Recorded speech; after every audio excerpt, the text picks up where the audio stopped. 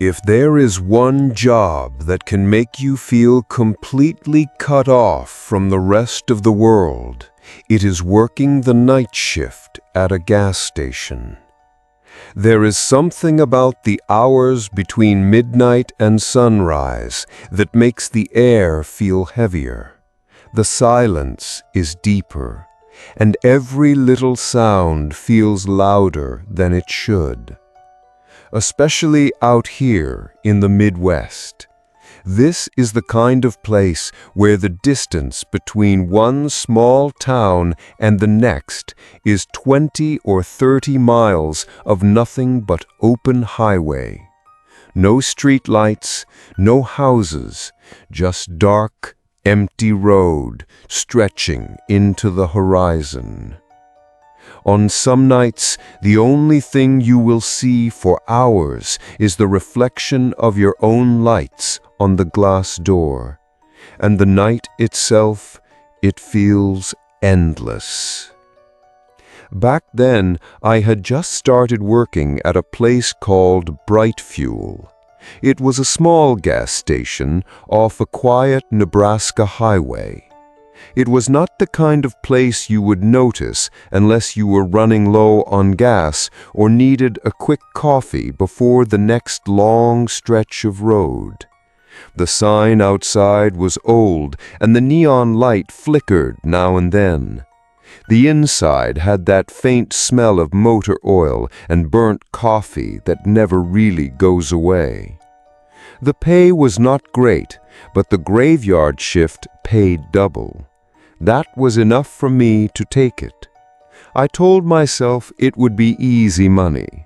All I had to do was watch the register, keep the coffee pot full, and maybe help a trucker or two who stopped for gas in the middle of the night. I imagined quiet hours with nothing but my phone, a few snacks, and the hum of the fluorescent lights above my head.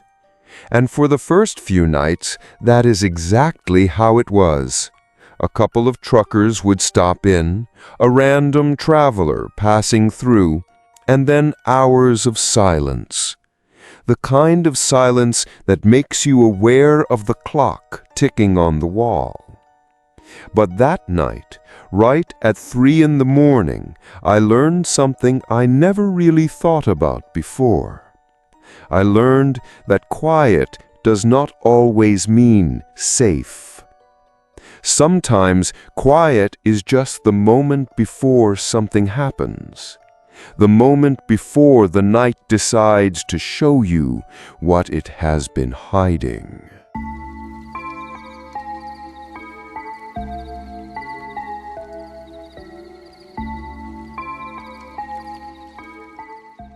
Around 2:57 in the morning, I was sitting behind the counter, leaning back on the old chair that creaked every time I moved. I was sipping coffee that had gone cold hours ago. It tasted bitter, almost metallic, but I kept drinking it, just to stay awake. In the corner of the store, a small TV was still running. The screen was fuzzy, showing some local news broadcast that no one was probably watching. The voices from the TV were low and distant, more like background noise than anything else. The store was quiet, too quiet. I could hear the faint buzz from the fluorescent lights above me and the hum of the refrigerator in the drink section. Outside, the night was still and heavy. It was the kind of silence that makes you notice every single sound. And then, ding! The automatic door chimed. My head snapped up. Nobody was there. The glass door slowly slid shut again, as if it had just been used. The sensor for that door only goes off if something or someone passes directly in front of it. I sat there for a second staring at the entrance, waiting for someone to walk in, but the doorway stayed empty. I pushed myself out of the chair and walked toward the door. As soon as I stepped outside, the cold air wrapped around me. It was sharp, dry, and the kind of cold that seems to bite at your skin. I glanced around the parking lot. The neon sign showing the gas prices flickered weakly, the light buzzing in the stillness. The road in front of the station stretched out in both directions, empty and dark. Not a single set of headlights in sight. No cars, no people, no movement at all. I stood there for a moment, scanning the shadows near the dumpsters, the edges of the lot, even the dark field just beyond the fence. Everything was still. Too still. Must have been the wind, I told myself. But I knew this wasn't one of those cheap doors that swing open with a strong breeze. This was a heavy, automatic sliding door with a motion sensor. Something had to trigger it. And whatever it was, I didn't see it.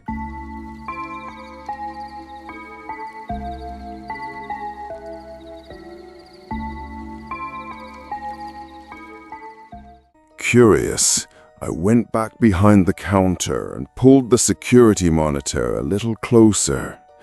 The screen flickered for a second before showing the live feed from the cameras. I switched to the playback from just a moment ago. And there it was, the front door sliding open all the way. It stayed open for about 4 long seconds. Then it closed again. No one came in. I leaned in closer, my eyes scanning every corner of the frame.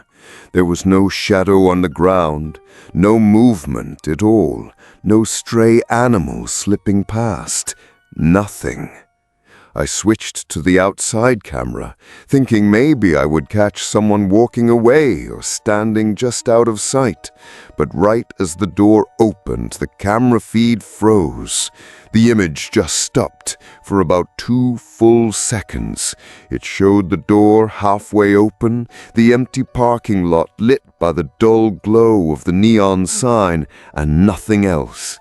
It was like someone had taken a photograph and left it there on the screen. I tried rewinding the footage, hoping it was just a glitch that would play correctly the second time. But every time I replayed it, the same exact thing happened. The same frozen frame, the same empty lot, the same strange stillness. I even checked the other angles, the side camera, the rear lot camera, even the small one aimed toward the snack aisles. None of them showed anything unusual. It was as if the store had been completely cut off from the outside world for those few seconds. No sound, no movement, no explanation. I sat back for a moment, staring at the monitor. My coffee was still on the counter, but I didn't feel like drinking it anymore. My hands were cold, and it wasn't from the air conditioning. Something had triggered that door, and if it wasn't on the cameras, it meant whatever it was didn't want to be seen.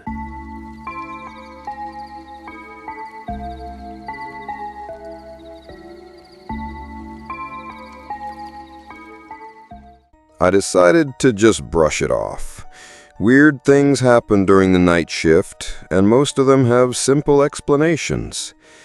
At least, that is what I told myself. I went back to scrolling on my phone, pretending nothing was wrong. Until I heard something from inside the store. It was soft, but clear enough to make me look up. A click. The kind of sound you hear when a glass bottle is being lifted from one of the coolers. It was quick, just a single sound, but it cut through the silence like it did not belong there. I turned my head toward aisle 3. That was the drinks section. From where I sat at the counter, I could only see the very end of the aisle, a strip of floor, the corner of a shelf, and part of the cooler door. But just for a second, I saw something move.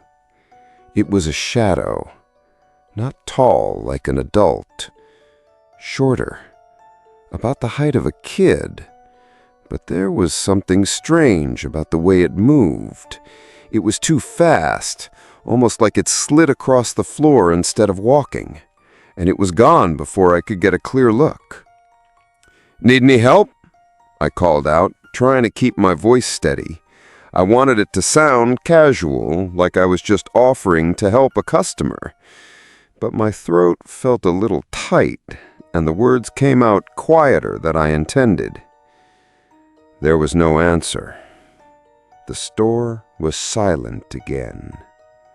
The only sound was the steady hum of the refrigerators behind the aisles. I pushed my chair back and stood up. My footsteps echoed softly against the tile as I made my way toward aisle 3. I kept my eyes on the corner, expecting to see someone step out at any moment. When I turned into the aisle, it was empty.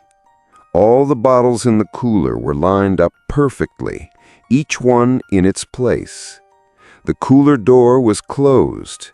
The glass was clear, showing rows of drinks untouched. There was no sign that anyone had been there at all. I stood there for a moment, just listening. The air felt still, heavier somehow, like the store was holding its breath. I told myself it was nothing. Maybe I imagined the sound. Maybe the bottle just shifted a little from the cold air inside. But deep down, I knew it felt different. It felt wrong.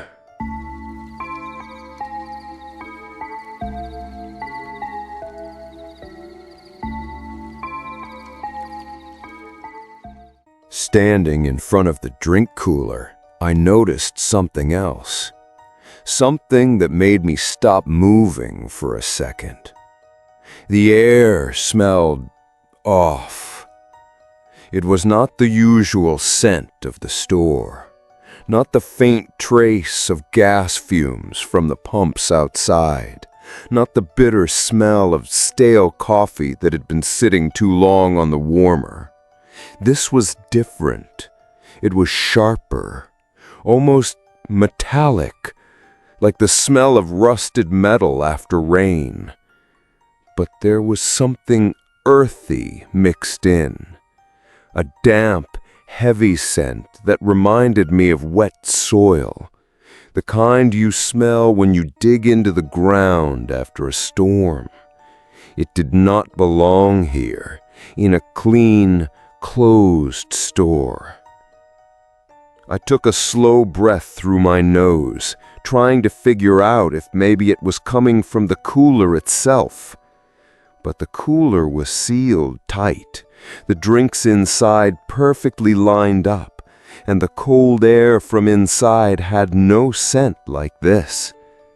This smell felt like it was drifting in from somewhere else, somewhere it should not be able to reach.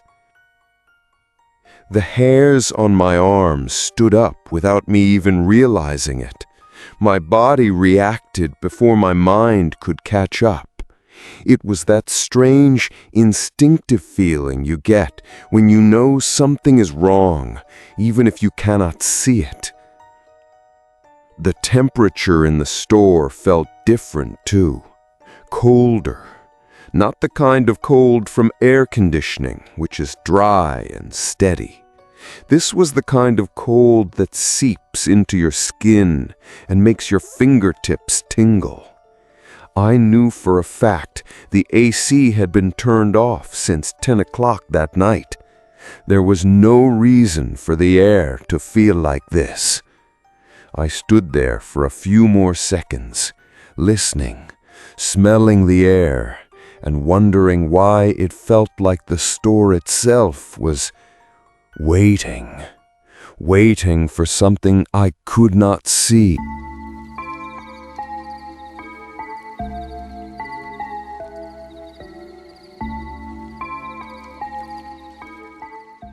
I went back to the counter, trying to shake off the strange smell and the chill in the air.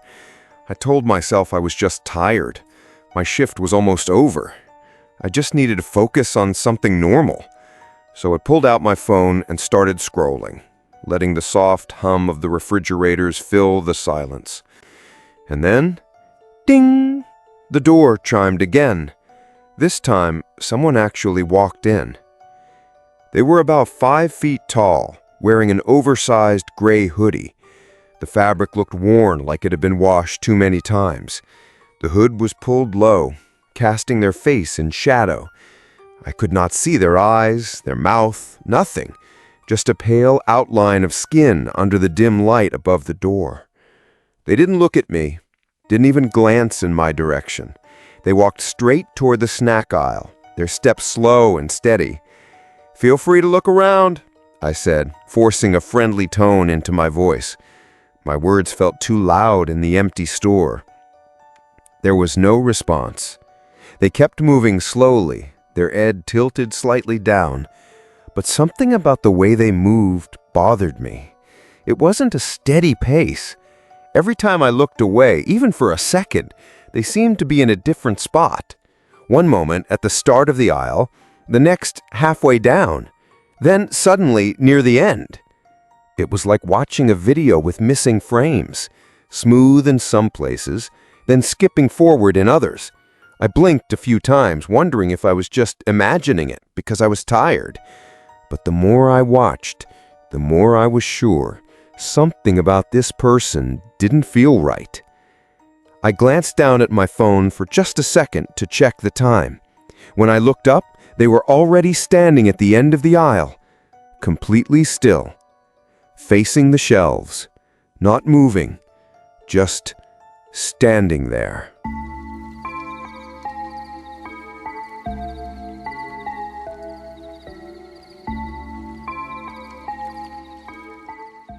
I switched on the security feed again, curious to see them on camera. My finger tapped the button, cycling through the angles until the snack aisle appeared.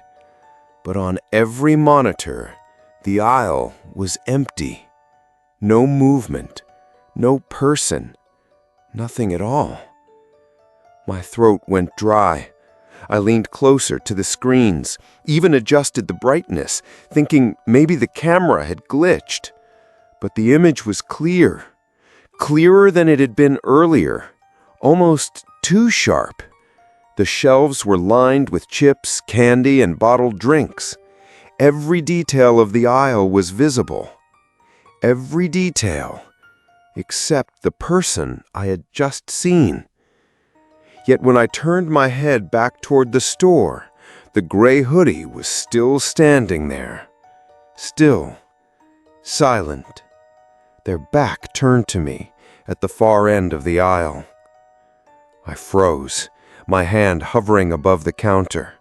The contrast between what I saw on the monitors and what my eyes told me was impossible to explain. My heart started to pound, each beat echoing in my ears. I flicked my eyes between the camera feed and the aisle again. Empty on the screen, occupied in reality.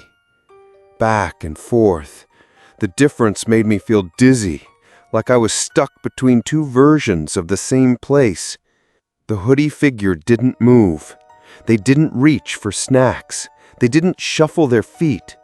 They just stood there, slightly hunched forward, as if staring at something on the shelf.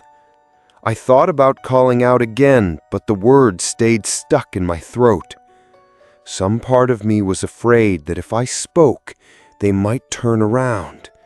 And for reasons I couldn't explain, I didn't want to see their face. Not yet. The hum of the refrigerators grew louder in the silence, almost like a low static. My fingers gripped the edge of the counter. I kept telling myself I was overtired, that it was just a trick of the light, or maybe a delay in the cameras. But deep down, I knew this wasn't just my imagination.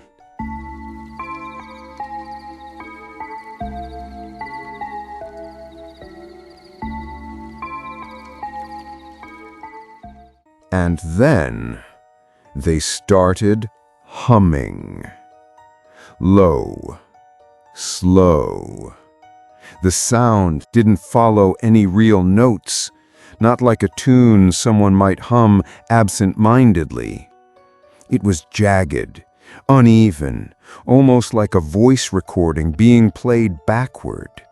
The pitch shifted strangely, dipping lower than it should, then stretching high for just a second before dropping again. It didn't sound human. The noise slid across the aisle and seemed to fill the whole store. It was soft, but no matter where I stood, it felt like it was right behind my ears. My stomach dropped, and a cold wave spread through my chest. I stepped out from behind the counter, unable to just sit there any longer. My hands were shaking, but I forced them into fists so it wouldn't be so obvious. I told myself I was going to confront them, whoever they were, whatever they were doing.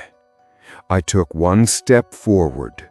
The humming stretched, dragging out like tape warping in an old machine. I took another step, and then silence. The figure in the gray hoodie was gone, vanished. No chime from the automatic door, no footsteps across the tiles, no shuffle of fabric or whisper of movement, just gone. The aisle was empty, completely still, like no one had been there in the first place. I darted my eyes to the monitors, hoping to catch something on the security feed. Nothing. The cameras showed exactly what I was seeing now. Neatly stocked shelves, quiet store, an empty aisle. The silence pressed in on me. My ears strained for any sound. Even the hum of the refrigerators felt quieter than before, like the whole store was holding its breath. I stood frozen, halfway between the counter and the aisle, my pulse hammering so hard I could feel it in my fingertips. There was no way someone could move that fast, no way they could disappear without a sound, and yet there was nothing. No trace.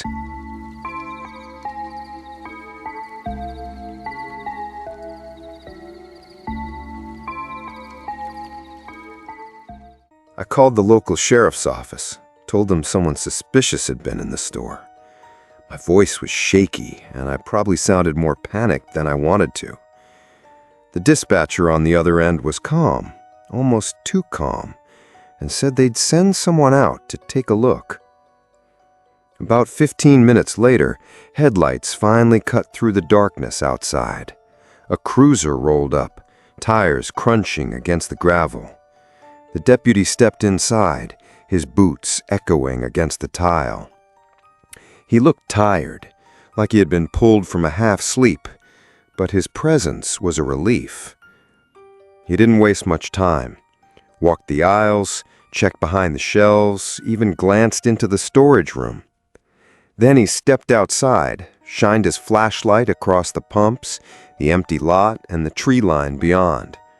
Not a single sign of anyone. When he came back in, I showed him the security monitors. We scrolled back through the last hour together. My hands kept pointing at the screen, telling him the exact moment the door chimed, when I saw the hoodie in the aisle, when the humming started. But on the footage, nothing. Just me, alone behind a counter, alone walking toward the aisle, alone standing in the middle of the store with that terrified look on my own face. "There's no one here," the deputy said finally, voice steady, almost rehearsed. "Footage shows you've been alone since 11 p.m. My face flooded with heat. No, that's wrong. I saw them. I heard them. They were right here. The humming, it was... He cut me off with a look. Not annoyed, not sympathetic, just tired. Like he'd heard the same story too many times before. Before leaving, he paused by the door, one hand resting on the frame. His tone dropped, quieter than before. "You know, back in '98, a 12-year-old boy went missing near here. Last seen walking along this very highway. Gray hoodie. Description's exactly what you just gave me." My stomach knotted. I didn't know what to say. The deputy didn't add anything else.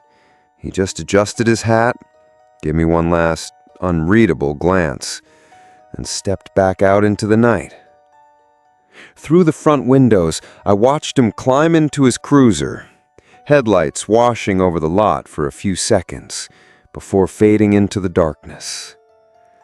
And then, it was just me again. Me, the buzzing neon sign outside, and the echo of that strange humming still playing in my head.